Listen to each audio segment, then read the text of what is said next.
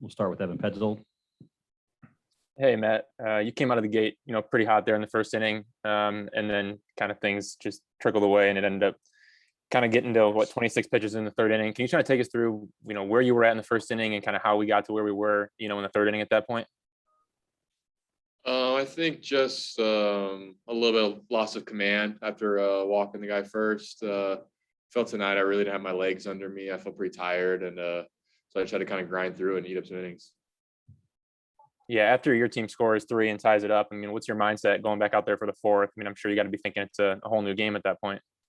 Yeah, I know we had some momentum there. So in my mind, I was just trying to get us off the field as quickly as possible and try to capitalize on that.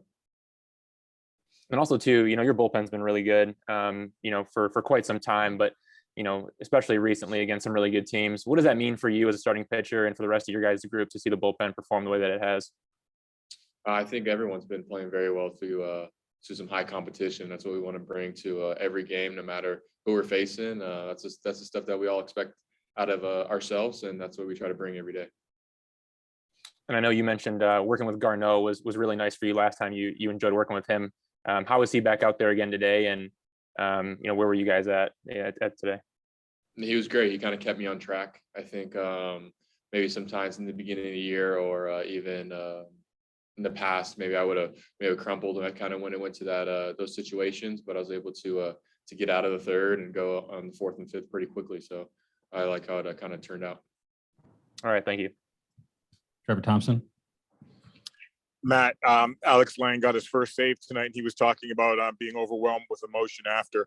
AJ said he thought he saw his heart rate slow down a bit as it went on out there. But just looking back on your own experience, how long did it take you to calm those kind of nerves out there and continue on and feel just more at ease?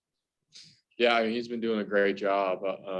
I've seen him go make his debut and then come back and work on things. He's just a relentless worker, and his stuff's really, really showing now. It's pretty incredible, the stuff he's doing out there. And it's just nerves that you really never want to go away. It's what kind of drives us. It gets us excited to play every day and all these games. So I hope it never goes away for him and he keeps pitching to his ability. And just building on that a little bit, everybody who's had the opportunity, it seems, on the bullpen or as a starter has shown the capability to get outs and have some success. How important is that down the stretch to have a guy like Alex do that when you're missing Soto and Cisnero? Thank you.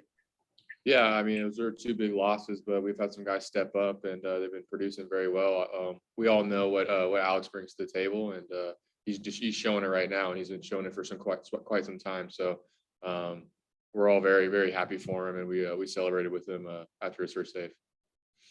Thanks, Trevor. Jason Beck. Hey, Matt, you guys have more than held your own against a lot of contending teams the last few weeks. Is this series different because it's the White Sox who are in your division? And, for many people, the division would seem to go through them here for the near future.